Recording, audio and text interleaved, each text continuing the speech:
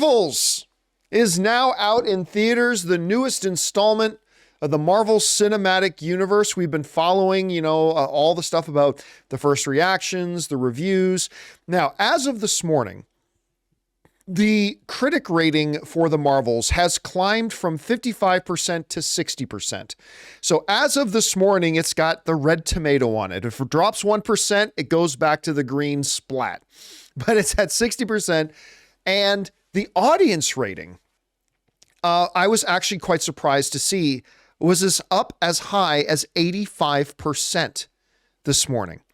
Now, which means a large majority of the audience has enjoyed the film.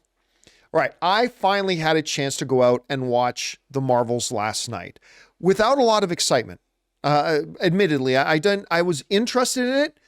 I love Ms. Marvel, Iman Vellani, playing Kamala Khan. I love her.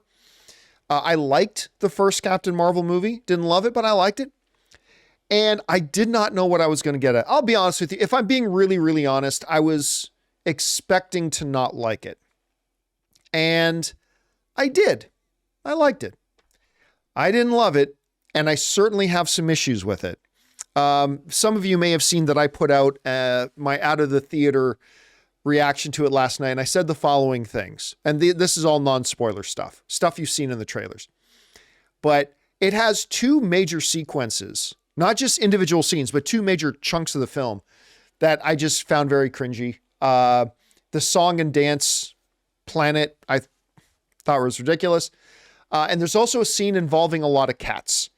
I won't say what, and I didn't dislike it because of the cats. You all know I don't like cats, but it wasn't because of the cats. I just found that to be kind of whatever too. Also, about halfway through the film, I realized they're just the plot of this movie is just ripping off Spaceballs. This is literally Spaceballs. Set it from suck to blow. It was Spaceballs. Now all of that, I then said in my out of the theater reaction, I believe the movie gets saved by one of the things that most of the critics, even the ones that didn't like the film, all seem to agree on. The chemistry between the three lead characters was great. I was actually quite impressed by it. I was kind of expecting that would be the case. Again, even the critics who didn't like the movie were saying that was one of the strong points, and I agree. But one of the other things that a bunch of the critics said, I also completely agree with. Iman Vellani steals the movie. Not that there was anything wrong with the other two characters. They were fine too. They were solid, whatever. But Iman Vellani as Ms. Marvel completely stole the movie. Had the most charming, most endearing, most wonderful moments. There's also a big moment at the end that I thought was stupid, but a lot of people in my audience that I saw it with were cheering and yelling, and including my wife, Ann. My wife was just filled with glee, but I'm like, that's dumb, whatever. And a very fun post-credit scene. Kris, a lot of people were saying that the post-credit scene in this movie is vital. It changes everything about the MCU. No, it doesn't. I'm not going to say what it is, but no, it does not. But it was very fun. Like I very much liked, I admit I very much liked the post-credit scene. There is only one, by the way, everybody. Don't stay to the end of the credits because there's nothing at the end. But there's a mid-credit scene, and it was very fun, but it in no way changes everything about the MCU, because it honestly doesn't do anything that other MCU movies haven't done already or cover ground. I won't say which one, but hasn't been covered in other things already. So, Kris, what I said coming out was, this is the fourth movie out of the last 5 MCU movies that failed to be great. The only MCU movie in the last 5 that achieved being great, I think, was Guardians of the Galaxy 3. Agreed. But listen, the vast majority of the people in the audience I saw it in, and by the way, it was not a sold out crowd. This movie's going to flop. But the vast majority of the crowd that I was with in there seemed to have a really good time. Ray was laughing his ass off. Anne loved it. My wife Anne loved it. I did not love it, but my wife Anne loved it. And an 85% audience rating right now, which is frankly higher than I thought it would be. So I thought it was decent. I had a decent time watching it.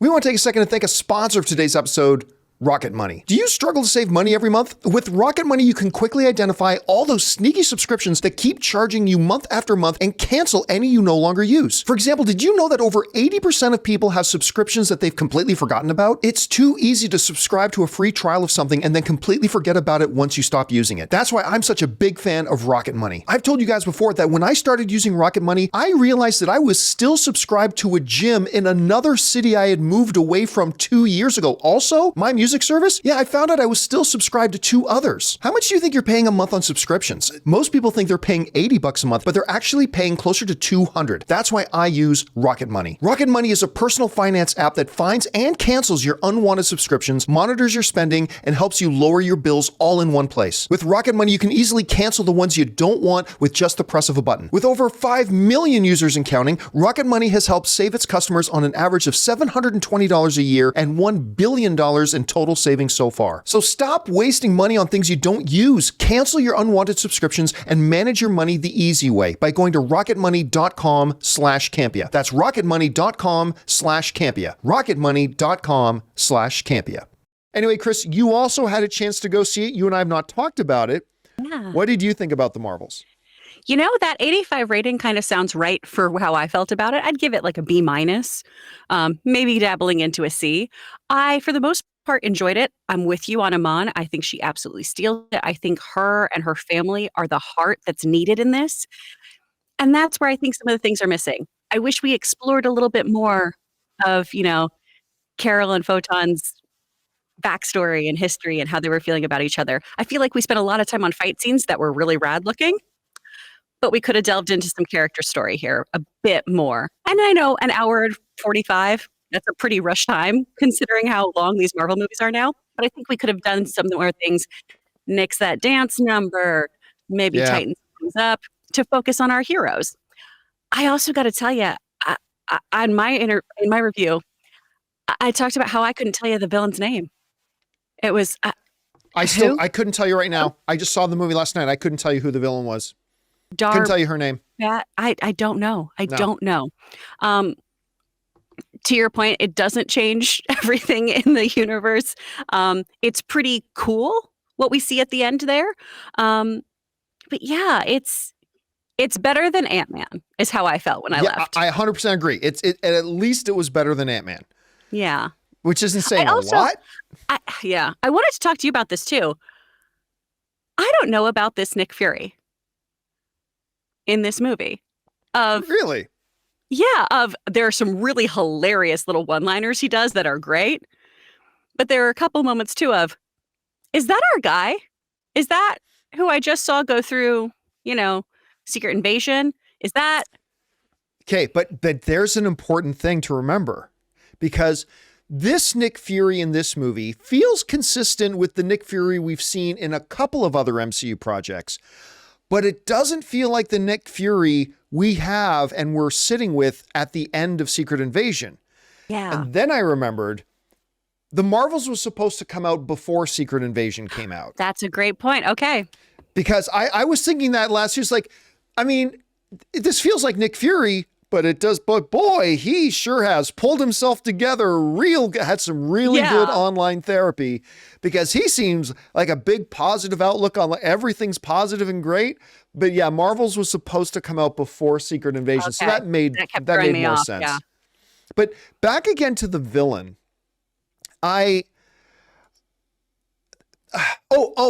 before the villain, can I give you my biggest complaint?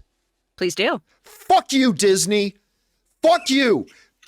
This advertising campaign, they put out 2 trailers with the line with hearing Thanos' voice and Thanos saying, "There will be someone to carry on my work." That had absolutely fucking nothing to do with this movie. That was blatant, false, misleading, deceptive, lying advertising. Like, we get, you put up a shot of Steve Rogers. Okay, that's just member berries. You put up a shot of Tony Stark, but in 2 separate trailers, you showed Thanos and then you played his voice going, "There will always be someone to carry on my work." This had nothing to, I was expecting that this villain, that this girl was carrying around like a power stone in her hammer from another dimension, because they talked about another realities coming into ours. And so I started thinking, okay, this is like a Thanos whatever. On 2 separate trailers, they showed us Thanos using the same line, there will always be somebody to carry on my work, and then showing the villain of this movie. And that has absolutely buck screw nothing to do with this movie whatsoever. And while I ended up liking the film, this was Disney saying, ah, ha, ha, ha, screw you, ha, ha, screw you, everybody. Like, so fuck you. Like, I'm not going to believe anything.